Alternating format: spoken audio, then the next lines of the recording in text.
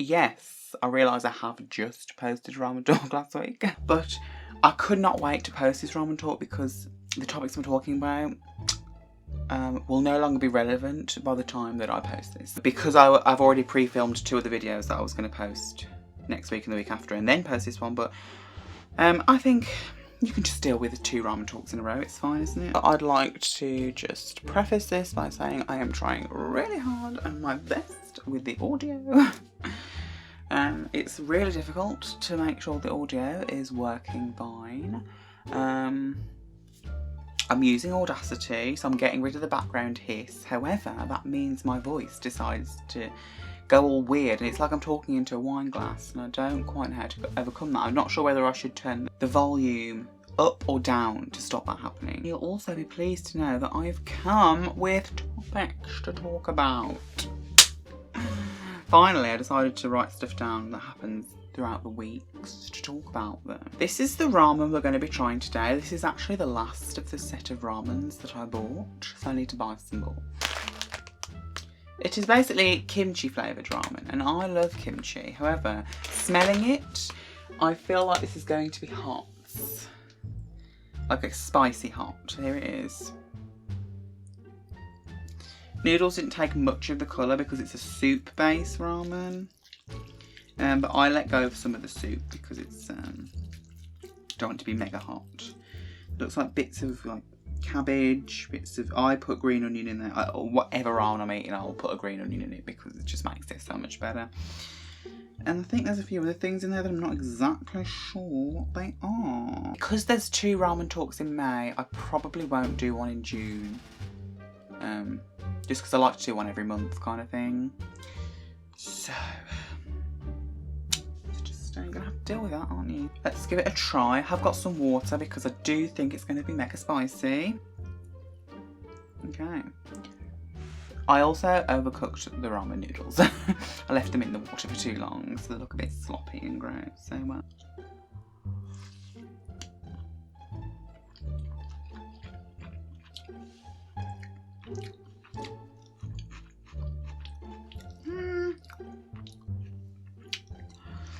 okay, honestly, I'm not getting a lot of flavour. I assume because most of the flavour is in the soup base, I assume. It doesn't really taste of kimchi yet. So far, this has been the most disappointing ramen I've eaten. It's nice though, I'll still eat it. First things first, Sadie update. She's doing really well. Again, I'm not going to show you her because she hates the camera. However, we have got some progress. We've started actually doing proper walks with her and she is being fantastically good. I was expecting her to not want to go, she would like pull all the way around. She is a bit pully because she's scared of absolutely everything. However, she actually is walking. She actually is walking around the streets and everything. I really think it would be better to take her around somewhere with street walking and like a rural area because we have that. Obviously I showed you that rural area where she got lost in the first place. That would be great to walk her in, but I'm going to leave that a bit because I feel like, one, it's too traumatising for me and it might be too traumatising for her. So I'm leaving that a bit until she's absolutely got the walking on the street down. Just stop some breathing. We have to stop if like a big car goes past or there's another dog that goes past because she doesn't like that. She doesn't like construction going on, which everyone seems to be doing as soon as we go out. But other than that, she's doing really well. I think we haven't had an accident inside the house for a few weeks now. Touch wood. I haven't got any wood around me, so. Oh, and we've started to put her in the boot for a few minutes every day. And she doesn't like going in there, but she does voluntarily. She immediately jumped in there the first time. So she knows she can go in the boot and she knows that she will come out the boot eventually. But she doesn't like being in there for that long. Some comebacks we've had in the last few days and comebacks to look forward to. So, Tribe have just come back with Conmingo or Conmigo or whatever the hell it is with Rubber Dum. And that's an amazing song. It's like, you really, really feel like the Doom Doom Tar vibes. And I can see that this is a group that I'm going to enjoy every single comeback. So. Now, Espa. I mean, first of all, what the hell is Next Level? But also, why the hell is it so amazing? So many different key changes. Rocket Punch, we've just come back with Ring Ring. Loving the retroness. What else? Promise Now, I've just come back with We Go, and that's like a really good song. Again, you kind of feel the Feel So Good vibes. I'm not saying that it's like the same, because it's not at all, but it's on par with that, I think. Also, a group called Bling Bling has just had their first comeback. They debuted last year with GG Bad. Or GGB or something, because I don't know. But they've just come back with Oh Mama, and that is an incredible song. I love the MV, I love the dance, the choreography is amazing, and they're all just really talented. So stream Bling Bling's Oh Mama. Also, obviously Oh My Girl, I don't think I've already mentioned a few of these before in the last Ramen talk in the last video. But I'll just mention them again. Oh My Girl, Dun Dun. Dun Dun Dance, sorry. What else? We're Just in the Black. G-Idol's Yuki. Bonnie and Clyde. Oh my god, that's an amazing song. And, what else? That's it. Upcoming ones, obviously Twice. I've already pre-ordered their albums, don't worry. Everglow is coming back tomorrow in my time. In your time, they will have already come back. Last Tuesday or something. I don't know. Or the Tuesday just gone. And who else? GWSN is GWSN, or Girls in the Park, I think they're called. Is coming back soon. Excited because Bazooka was amazing. A group called Woo-Ah's coming back. I'm looking forward to theirs. Joy is coming back, or doing a solo debut, whatever. Obviously, they're just gonna completely forget about Red Velvet now. I've heard that Brave Girls is coming back, which I'm excited for because Rolling was amazing. And I like some of their other songs. EXO are doing a special album. I don't actually know who is left in EXO, but because I think most of them are going to the military, aren't they? But, who else? Oh yes, Mamamoo. Mamamoo are coming back on the 2nd of June, and I'm more than excited. I have no idea what the concept is going to be because, like, I've seen loads of images, the concept photos and teasers and stuff, and I can't predict what the comeback's going to be because you've got like Solar looking like fierce and everything, and you've got like Wee in like a white dress and stuff. It's just, I don't understand what the concept's going to be, and I'm excited regardless. Now, we need to talk about G-Friend. I am absolutely devastated.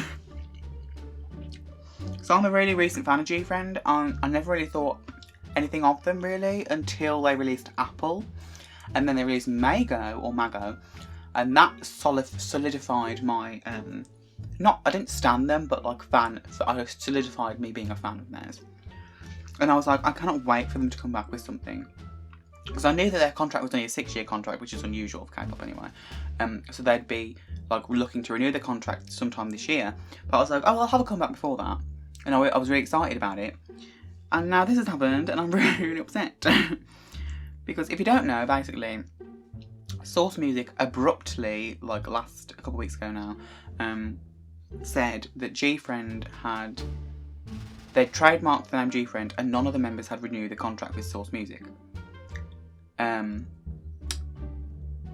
then a couple of days later, it was announced officially that G-Friend will be disbanding. I don't know whether that means like the 6 of them are no longer being idols, or no longer being singers, no longer being an old group together, or whether that means they just can't be G-Friend anymore, they can be something else, because obviously they trademarked G-Friend. But the letters they wrote, it just feels like, I know they all said like, oh, we're all like thankful for the staff at Source Music, but it just feels like Source Music are going to debut like a different group, or they weren't happy with the Hybe relationship or something, and they can't focus on G-Friend, so they decided to just get rid of them. I don't know. G-Friend had so much potential, there was so much talent, and they were getting so much popularity in Korea and overseas. It almost feels like a waste to give them such a good song like Mago. It just deserves so much, and I feel like they're not getting it, so I'm very upset, but we'll just get through it. It'll be fine, it'll be fine, it'll be fine. The Friends reunion, I am so excited, is on Wednesday for me in a couple of days. For you it'll already happened, but I'm just so excited. I can't watch it because on HBO Max, and I don't have HBO Max, but I imagine it'll be like somewhere for me to watch.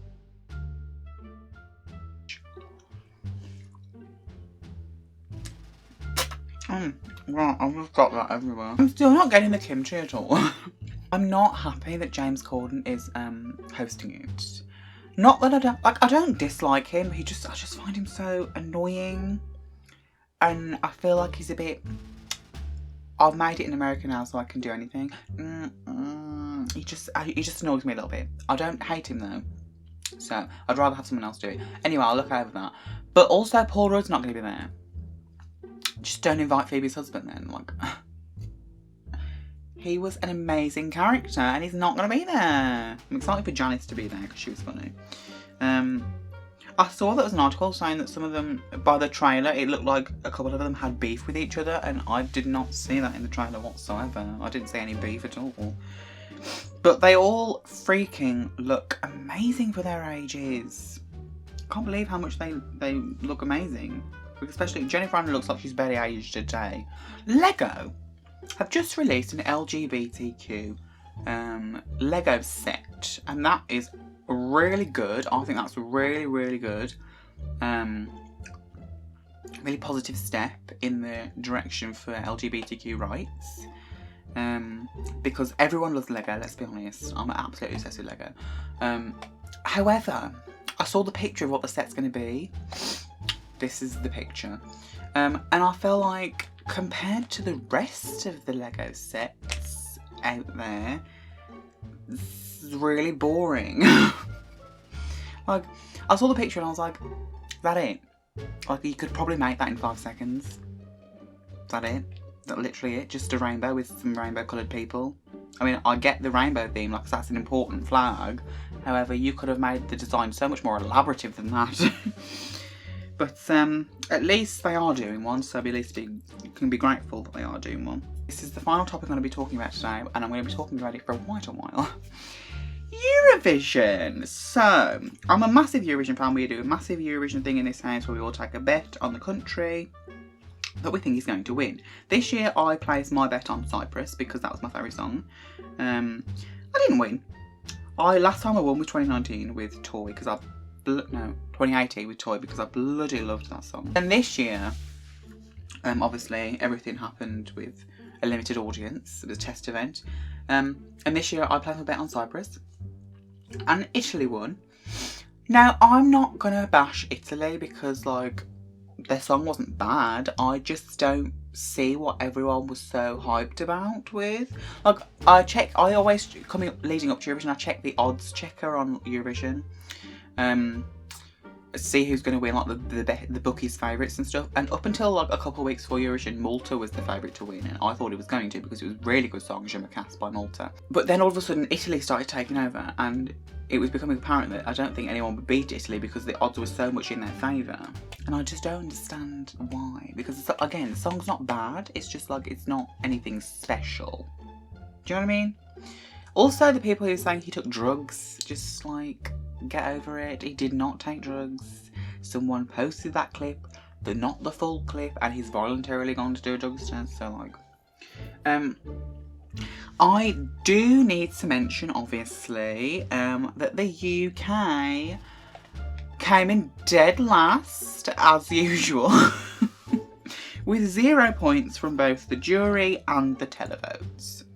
Which, if I'm not mistaken, has not happened to, like, any other country. My question is, why the hell do we still do this? Why the hell do we still be a part of Eurovision when we know that we're going to get absolutely nothing? I would, even if we pulled out, I would still watch it because it's like an amazing event that brings everyone together. However, I do think we need to stop sending boring songs. Now, I did say that James Newman's song was boring last time. However, having listened to the full song, I actually don't think it was that bad, and I do not think it deserves 2 0 points from both the jury and televotes. I actually read that 50% of all the juries put the UK in the bottom 2. We had massive trumpets.